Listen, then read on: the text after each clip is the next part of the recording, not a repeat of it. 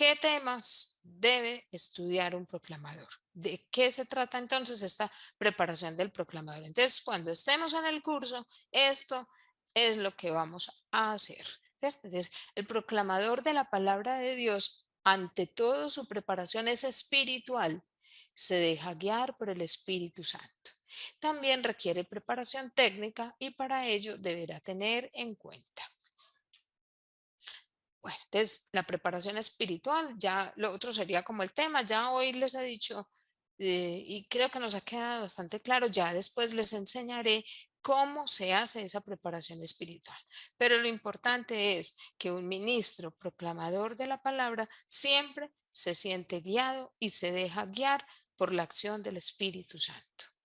Después vamos a reconocer cómo y a través de quién y de quiénes habla el Espíritu Santo para prepararnos en este servicio de proclamar la palabra de Dios.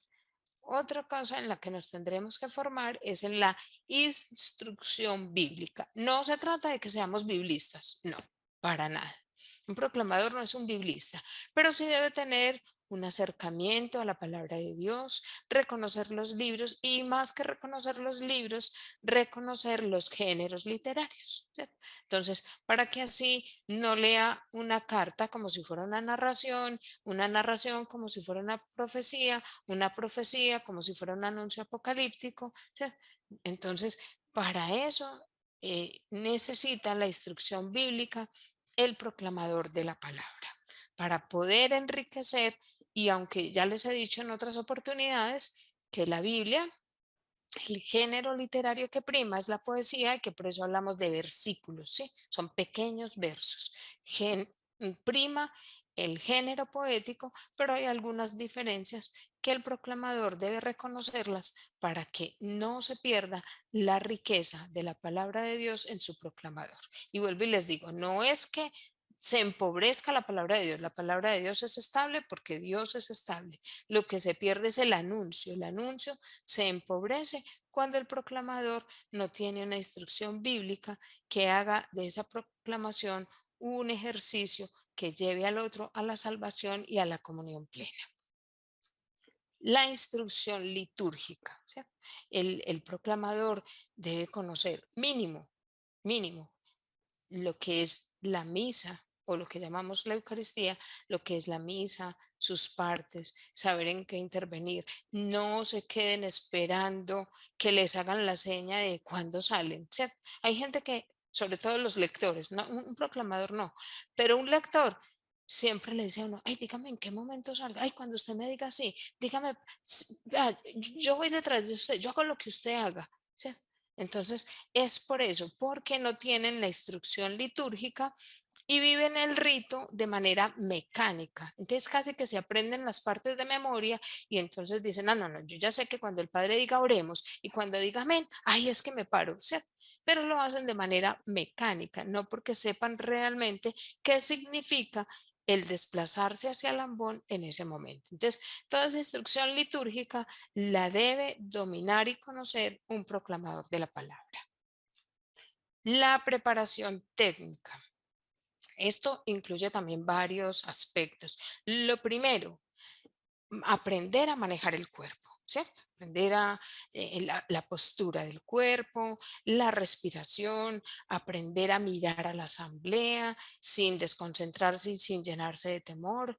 ¿Sí? Aprender a respirar, a tener una postura que te permita pronunciar todas las palabras completicas, porque cuando a veces el aire no llega, entonces se nos pierde la S del final, se nos pierde la D del final, ¿cierto? Se nos pierden algunas vocales o consonantes al final de las sílabas. Entonces, por eso es importante que haya una buena respiración, una buena postura, un buen manejo de toda la técnica, ¿cierto? En lo que se refiere a tu cuerpo. Pero también el manejo técnico en lo que se refiere al espacio en que estás, ¿cierto? Entonces, que identifiques cómo llegar al ambón sin tropezarte, cómo llegar al ambón sin dar vueltas que desvíen la atención de la asamblea, cómo llegar al ambón sin ser obstáculo, sobre todo para el para el sacerdote que preside.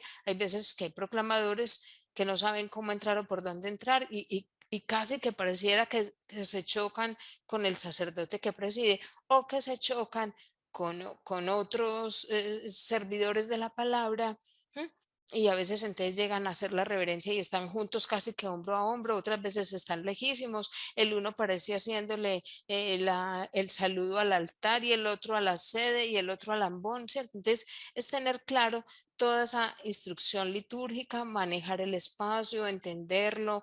No es lo mismo hablar cuando cuando el techo es bajito que cuando el techo es muy alto, cuando el templo es cortico que cuando el templo es muy grande, ¿cierto? Entonces todo ese espacio hay también que manejarlo y de acuerdo a eso también uno aprende a vestirse de acuerdo al templo en el que se está, ¿cierto? Pues tampoco es que si el templo es muy humilde, pues no es que me vaya a ir en pantaloneta y en el pantalón cortico. No, no, no, ¿cierto? Eso no tiene nada que ver eso. Esto no es un asunto de elegancia, pero sí de entender el espacio en que estamos ubicados. Y otra parte técnica es manejar el sonido, ¿cierto? Saber cómo coger el micrófono, a qué distancia.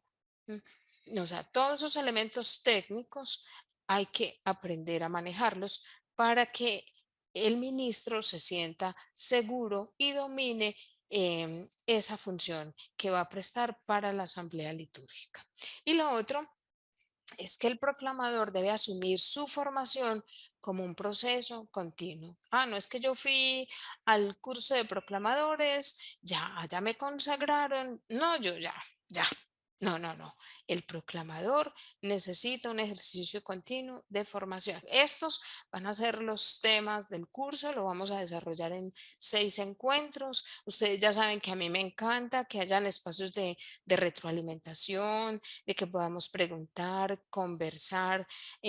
Habrán algunos pequeños talleres, ¿cierto? Que podamos practicar todo este ejercicio de la proclamación de la palabra.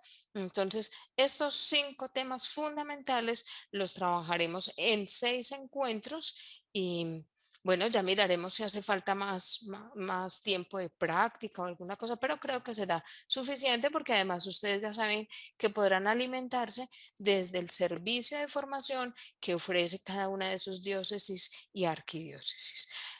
Mis hermanos, muy invitados a esta nueva aventura de formación pastoral que nos ofrece el Instituto de Biblia.